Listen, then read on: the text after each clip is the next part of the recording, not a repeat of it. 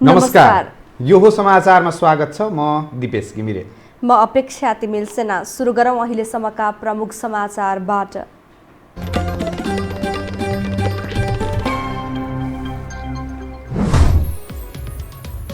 बढ्दो विवादका बीच नेकपा अध्यक्ष दाहालले आज गरे सचिवालयको अनौपचारिक बैठक। ओलीलाई मनाएरै अघि बढ्ने निर्णय।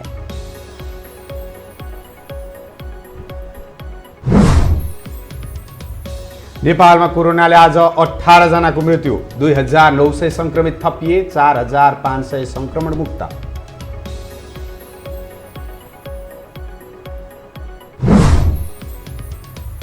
नेपालको 3 दिने भ्रमण सकी भारतीय स्थल सेनाध्यक्ष फर्किए। सीमा विवादको विषय कूटनीतिक तहबाट अघि बढ्ने विश्वास।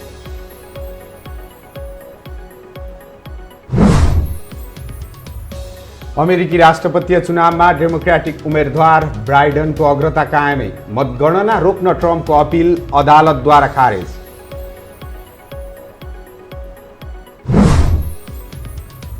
र आइपिएल टी20 क्रिकेटमा आज हैदराबाद र बेंगलोर बीच प्रतिस्पर्धा हुने, दोस्रो क्वालिफायरमा पुग्ने दुबईको लक्ष्य।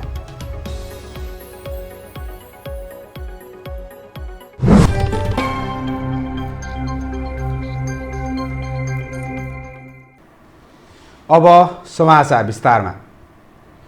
नेपाल कम्युनिस्ट पार्टी नेकपाका सचिवालय सदस्यहरूको अनौपचारिक बैठकले अध्यक्ष केपी शर्मा ओलीलाई आधिकारिक बैठक बोलाउन सामूहिक आग्रह गर्ने निर्णय गरेको छ। 5 सचिवालय सदस्यको पार्टी कार्यालय धुम्बाराईमा बसेको अनौपचारिक बैठकले पार्टीको बैठक बोलाउन अध्यक्ष केपी शर्मा ओलीलाई सामूहिक रूपमा भेटेर आग्रह गर्ने निर्णय गरेको हो। प्रवक्ता नारायण काजी श्रेष्ठले कार्यकारी अध्यक्षले पार्टीको आधिकारिक बैठक बोलाउन मिल्ने भए पनि पार्टी एकताको सन्दर्भलाई ध्यान दिँदै अर्का अध्यक्ष ओलीको सहमतिमै बैठक बोलाउने समझदारी भएको बताउनु भयो। जीवनलाई एकताबद्ध गरेर सुचारू ढङ्गले अगाडि बढाउनका निम्ति लिएको स्थायी कमिटीको निर्णय कार्यान्वयनमा पैदा भएको अडचन वा समस्याका कारणले बैठक बस्न अध्यक्ष कमरेड प्रचण्ड, जसमा कार्यकारी अधिकार अन्तर्निहित छ, उहाँले पनि बैठक बोलाउनको निम्ति अध्यक्ष कमरेड केपी शर्मा ओलीसँग सहमतिका निम्ति बारम्बार पहल प्रयत्न गर्नुभयो। दाहालले बोलाएको अनौपचारिक बैठकमा दाहालसहित झलनाथ खनाल, माधव कुमार नेपाल, वामदेव गौतम र नारायण काजी श्रेष्ठ सहभागी भएका थिए। प्रधानमन्त्री ओली, सचिवालय सदस्य ईश्वर पोखरेल, सचिवालय सदस्य राम बहादुर थापा, त्यसैगरी महासचिव विष्णुप्रसाद पौडेल भने अनुपस्थित रहेका थिए।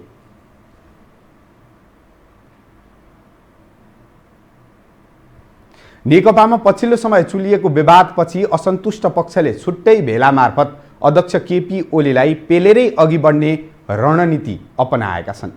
तर विज्ञ भने यस्तो कदम चाल्दा पार्टी अस्थिर हुने र विभाजनमा जाने निश्चित भएको टिप्पणी गर्छन्। एक रिपोर्ट। सत्तारूढ नेकपामा आन्तरिक विवाद चुलिएपछि कार्यकारी अध्यक्ष पुष्पकमल दाहाल, वरिष्ठ नेता माधव कुमार नेपाल लगायतका नेता अर्का अध्यक्ष केपी ओलीलाई पेलेरै अघि जाने मनस्थितिमा देखिएका छन्। बैठक बोलाउन आह्वान गर्दा पनि ओली टसमस नभएपछि अध्यक्ष दाहाल सहितका 5 सचिवालय सदस्यले पार्टी कार्यालय धुम्बाराईमा छलफल गरेका हुन्। दाहाल र नेपालको रणनीति पेलेरै जाने देखेको हुँदा केपी ओलीले नै पार्टी फुटाउन सक्ने सम्भावना रहेको विज्ञ बताउँछन्। केपी ओलीले पार्टी फुटाउँछन्, त्यो चाहिँ पक्का हो। फेरि केपी ओलीलाई कि त्यो प्रधानमन्त्री पदमा कसैले हटाउनु भएन, हटायो भने उनी जे पनि गर्ने मान्छे हुन्। त्यो पनि अराजकताको हद हो नि त मान्छे त। त्यही भएर त्यो उनलाई डर लाग्दैन त्यस्तो उस्तो गर्नु। डर पनि किन मान्नु पर्यो र? अब त्यो उमेरसम्म सब होइन, सत्ता पावर प्रतिष्ठा के चाहिने हो सब थोक प्राप्त गरिवरी आफ्नो मान्छेलाई सबै पावरफुल ठाउँमा फिट गरिवरी तपाईँको सबै भ्रष्टाचार लाग्ने कन्डिसनमा पनि अख्तियारदेखि सब अदालतसम्म मिलाइवरी गरिसकेपछि अब डर चाहिँ के चिजको भयो? अध्यक्ष केपी ओलीसँगको रिस फेर्न असन्तुष्ट पक्षहरूले पार्टी कार्यालयमा बैठक बोलाए पनि ठोस निर्णय भने केही गर्न सकेका छैनन्। बरु कार्यकारी अध्यक्षको हैसियतमा दाहाल हुँदाहुँदै पनि पुनः केपी ओलीलाई बैठक बोलाउन सामूहिक आग्रह गर्ने निर्णय गरेका छन्। ओलीलाई पेलेर 40% केन्द्रीय सदस्यको हस्ताक्षर गराई तत्काल केन्द्रीय समिति डाक्ने र केही नलागे बहुमतले निर्णय गर्ने मनस्थितिमा असन्तुष्ट पक्ष देखिएका थिए। दोस्रो तहका नेताहरू पार्टीको विधि विधान अनुरूप नेकपा चल्न नसकेको स्वीकार गर्दै यस्तो धारणा राख्छन्। पार्टीमा यस्तो स्थिति भयो, उत्पन्न भयो कि 2 जना अध्यक्षको सहमतिमा बैठक बस्न नसक्ने स्थिति भयो। के विधानमा यसको व्यवस्था छैन त? छ। विकास छैन त? छ। मतलब 25% सदस्यहरूले बैठकको आह्वान गरेको खण्डमा त्यसको 15 दिनभित्र कमिटीको बैठक बोलाउन पर्ने बाध्यात्मक व्यवस्था छ। सहमतिमा बैठक बसाल्न सक्ने स्थिति होइन भने, त्यो अवस्था हो भने विधानको व्यवस्थाले बैठक बसाल्छ। तपाईँहरू आएर के गरिदिनु पर्यो? अध्यक्षता गरिदिनु पर्यो। हो, तपाईँहरूले अध्यक्षता गरिदिनु पर्यो। विधानको व्यवस्था अनुसार त्यो कम्पल्सन हो, त्यो अनिवार्य कुरा हो, त्यो बाध्यात्मक कुरा हो। त्यसपछि त्यो मान्नुहुन्न भने के गर्न खोज्या हो? क्वेसन उठ्छ तपाईँको। त्रिपक्षीय भिडन्त र पदीय लडाईँ चलिरहेको नेकपाको झगडामा दुवै पक्ष पेलेर अघि बढ्ने नभए पार्टी फुटाउने रणनीतिमा छन्। गुटको स्वार्थ र भागबण्डामा लागेर बिना अर्थ लडिरहेका नेताहरूकै कारण देश विभाजन र अस्थिरतातर्फ अघि बढ्ने निश्चित प्राय छ। यो टेलिभिजनका लागि क्यामेरामा शिर श्रेष्ठका साथ कान्ति न्यौपाने, काठमाडौँ। अब बाँकी समाचार। नेपालमा पछिल्लो 24 घण्टामा थप 18 कोरोना संक्रमितको मृत्यु भएको छ। स्वास्थ्य तथा जनसङ्ख्या मन्त्रालयका अनुसार मृत्यु हुनेको संख्या 1070 पुगेको छ। 24 घण्टामा देशभर थप 2909 जनामा कोरोना संक्रमण पुष्टि भएको छ। 10,153 जनाको PCR परीक्षण गर्दा 1776 पुरुष र 1133 महिलामा संक्रमण पुष्टि भएको हो। यसमध्ये काठमाडौँ उपत्यकाका 1338 जना रहेका छन्। काठमाडौँका 1030, ललितपुरका 187 र भक्तपुरका 121 संक्रमित पाइएका हुन्। मन्त्रालयको तथ्याङ्क अनुसार आज देशभर 4500 संक्रमण मुक्त भएका छन्। यससँगै कोरोना मुक्त हुनेहरूको कुल संख्या 1,52,908 रहेको छ। त्यस्तै हाल सक्रिय संक्रमितको संख्या 34,905 छ। 380 आइसियुमा र 83 जना भेन्टिलेटरमा रहेका छन्। सरकार कोरोना संक्रमण नियन्त्रणमा प्रभावकारी काम गरिरहेको दाबी गर्छ। विज्ञ भने सरकारको काम कारबाही सन्तोषजनक नभएको बताउँछन्। सत्तारूढ दलकै नेता समेत सरकारको लापरवाहीका कारण संक्रमण र मृत्युदर बढेको तर्क गरिरहेका छन्। एक रिपोर्ट। कोरोना संक्रमण तीव्र रूपमा फैलिरहँदा र मृतकको संख्या बढिरहँदा समेत सरकारले PCR परीक्षण बढाउन सकेको छैन, न त कन्ट्र्याक्ट ट्रेसिङको काम प्रभावकारी हुन सकेको छ। स्वास्थ्य मन्त्रालयको बिहिबारको तथ्याङ्क हेर्ने हो भने 36,514 सक्रिय संक्रमित छन्। यी मध्ये 18,032 जना अस्पताल बाहिरै छन्। विज्ञ पनि कोरोना नियन्त्रणमा सरकारले प्रभावकारी काम नगरेको दाबी गर्छन्। यो किन यसरी चाहिँ हामीले मेहनत गर्दा पनि किन फैलियो भनेर चाहिँ यो विश्लेषण चाहिँ भएन के? राजनीतिक तर्फबाट यो विश्लेषण के भयो त? यो किन यो चाहिँ स्वास्थ्य मन्त्रालयले काम गरेन कि प्रदेश सरकारले काम गरेन कि स्थानीय सरकारहरूले काम गरेन? के कारणले यो काम भएन र यसरी फैलियो भन्ने कुराको विश्लेषण नगर्नु ठुलो कमजोरी हो। कोरोना संक्रमण र रोकथाममा सरकारको कामबाट सत्तारूढ नेकपाकै नेता सन्तुष्ट छैनन्। महामारीको बेला सरकार उत्तरदायित्वबाट पन्छिएको उनीहरूको आरोप छ। नेपाली जनता महामारीको चाहिँ त्यो रोगले मर्ने अवस्था उत्पन्न नहोस्, यसको जिम्मेवार सरकार हुनुपर्छ। सरकार भनेको हाम्रो बाबुआमा हो, हाम्रो गार्जियन हो। कस्तो बाउ होला कि छोराछोरी चाहिँ रोगले मरिरहेछन्, ढुकुटीमा पैसा छ, सारा चाहिँ के भन्दाखेरि जम्मा भइरहेछ कि भनिदिनु पर्यो हामीसित यति कस्तो जम्मा पैसा छैन, हामी गर्न सकेनौँ। होइन भने पहिलो प्राथमिकता के हो? पहिलो प्राथमिकता रोगबाट मान्छेलाई बचाउनु, पैसा त्यसमा खर्च गर्नुपर्छ। पहिलो प्राथमिकता भनेको मान्छे हो। विशेष गरी काठमाडौँ उपत्यकामा संक्रमण तीव्र रूपमा फैलिएको सरकारकै तथ्याङ्कले देखाउँछ। यस्तो बेला कन्ट्र्याक्ट ट्रेसिङ र PCR परीक्षणमा लापरवाही गर्नु हुँदैन। यो हो टेलिभिजनका लागि क्यामेरामा DB मगरका साथमा लीलामाया ठटाल, काठमाडौँ। हामीसँग समाचार अझै बाँकी छन्, अहिलेलाई विश्राम।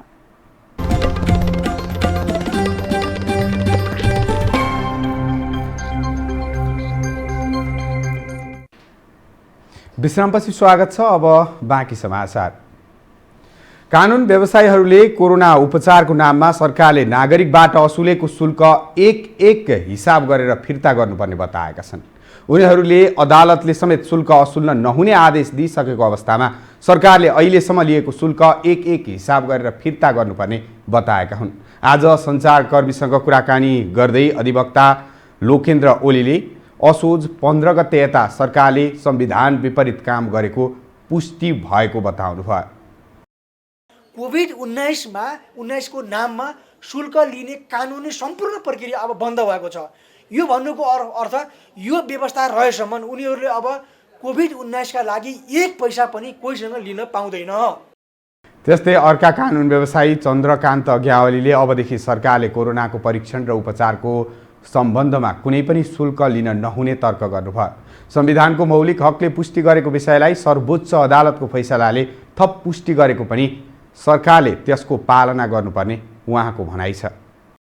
सर्वोच्चले फैसला गरिसके पछाडि अब चाहिँ सरकारले मैले यो फैसला पालना गर्दिन भन्यो भने सरकारलाई सर्वोच्चको फैसला पालना नगरेको उप अवहेलनामा कारबाही हुन्छ।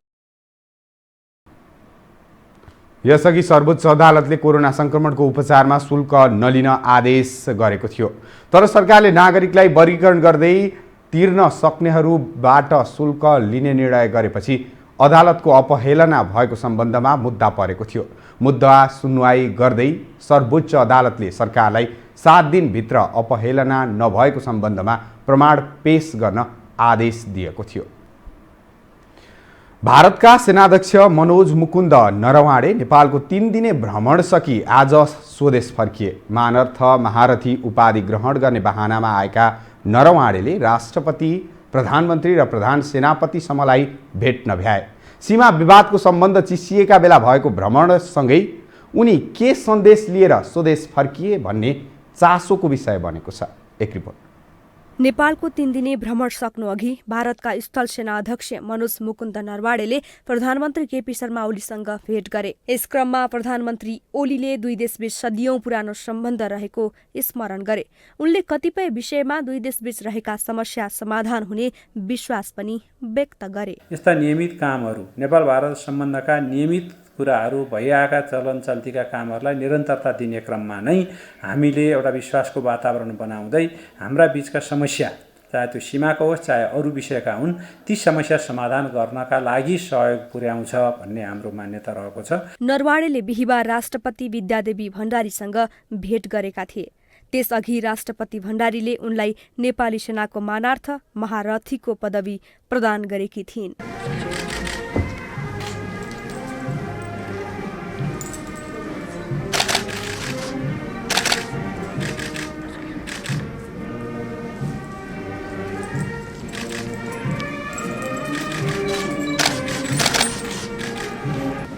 सीमा समस्याका कारण दुई देशबीच सम्बन्ध चिसिएका बेला भारतीय सेना प्रमुखको भेटलाई अर्थपूर्ण रूपमा हेरिएको छ।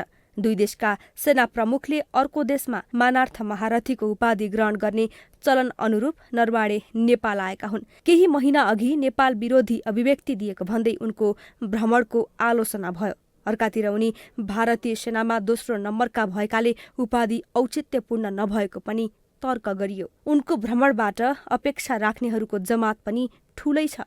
राजनीतिले बिगारेको सम्बन्ध सैन्य कूटनीति मार्फत सुधार गर्न सकिने भन्दै उनको आगमनको स्वागत पनि गरियो। विज्ञ पनि नरवाणेको भ्रमणले कम्तीमा दुई देशबीच संवादहीनताको अवस्था अन्त्य भएको तर्क गर्छन्।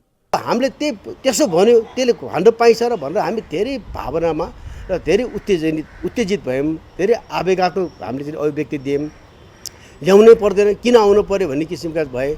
अब विरोध हुने, यो भनेको कुरा विरोध हुनु मैले अन्यथा लिँदिनँ, तर सच्याइसकेपछि एउटा देशको सम्बन्ध, एउटा चाहिँ नि सेना बिचको सम्बन्ध, यो राष्ट्र लेभलको सम्बन्ध हो कि यो कुनै व्यक्ति विशेषको कुरा आएन। त्यही कारण यो चिजमा हामी पनि अलिकति संयम हुनु जरुरी थियो र मेरो हिसाबमा त्यस्तो जे जति बाहिर उग्र कुरा आएको थियो, के पनि भएर म त यसमा खुसी नै छु। उहाँको स्वागत सम्मान राम्रोसँग भइहाल्यो।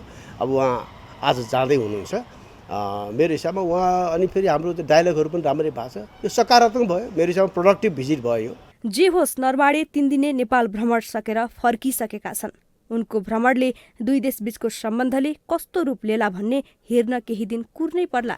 विशेष गरी आफूले मिचेको नेपालको भूमिको विषयमा कस्तो कदम चाल्लान् भन्ने प्रतीक्षाको विषय हो। हामीसँग अन्तर्राष्ट्रिय खेल समाचार अझै बाँकी छन्। अहिलेलाई विश्राम।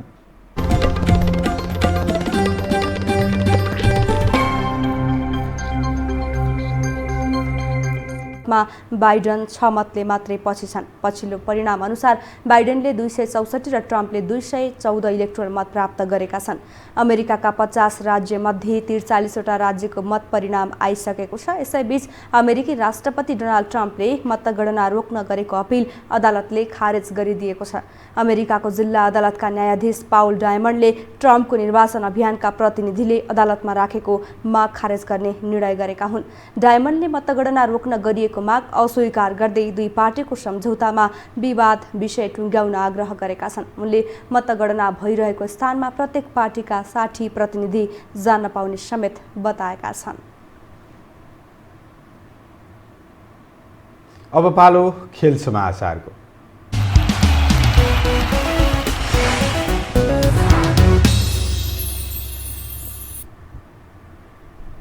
मैत्रीपूर्ण खेलका लागि बिहिबार बङ्गलादेश प्रस्थान गरेको नेपाली राष्ट्रिय फुटबल टोलीले पहिलो दिन क्वारेन्टाइन बसेको होटलमा नै सामान्य अभ्यास गरेको छ। बिहिबार नै ढाका पुगेको नेपाली टोलीले स्वास्थ्य मापदण्ड अनुसार क्वारेन्टाइन बसाइमा शुक्रबार सामान्य अभ्यास गरेको हो। यसअघि होटलमा रहेको नेपाली टोलीको PCR परीक्षण गरिए पनि नतिजा आएको छैन। नतिजा आएपछि नेपाली टिमले मैदानमा स्वास्थ्य मापदण्ड पालना गरेर अभ्यास सुरु गर्ने तालिका रहेको छ। फिफा विश्वकप छनौटको दोस्रो चरण खेलिरहेको नेपालका लागि बङ्गलादेशसँगको मैत्रीपूर्ण खेल अर्थपूर्ण तरिकाले खेलिएको छ। बङ्गलादेश विरुद्धको हेड टु हेडमा नेपाल निकै पछि रहेको छ। नेपाल र बङ्गलादेश बीच हालसम्म 19 पटक प्रतिस्पर्धा भएको छ, जसमा बङ्गलादेशले 12 खेल जितेको छ भने नेपालले 6 खेल मात्रै जितेको छ। एक खेल भने नतिजा विहीन भएको छ। युएईमा जारी आइपिएल T20 क्रिकेटको एलिमिनेटरमा आज सनराइजर हैदराबाद र रोयल च्यालेन्जर बेङ्गलोर बीच प्रतिस्पर्धा हुँदैछ।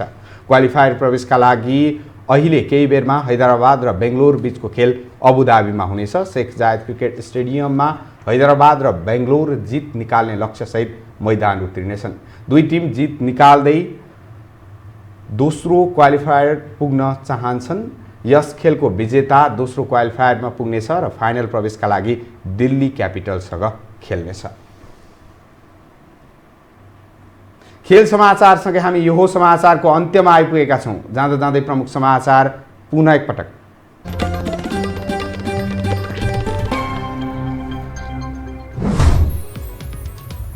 बढ्दो विवाद बीच नेकपा अध्यक्ष दाहालले आज गरे सचिवालयको अनौपचारिक बैठक। ओलीलाई मनाएरै अघि बढ्ने निर्णय।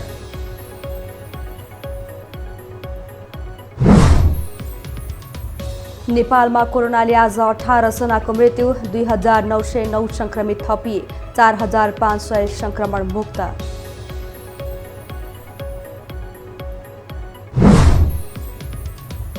नेपालको 3 दिने भ्रमण सकी भारतीय स्थल सेनाध्यक्ष फर्किए। सीमा विवादको विषय कूटनीतिक तहबाट अघि बढ्ने विश्वास।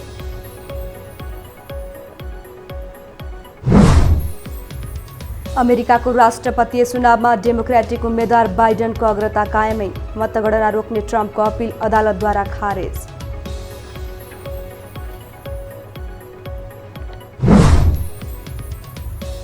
र आइपिएल T20 क्रिकेटमा आज हैदराबाद र बेङ्गलोर बीच प्रतिस्पर्धा हुने, दोस्रो क्वालिफायरमा पुग्ने दुबईको लक्ष्य।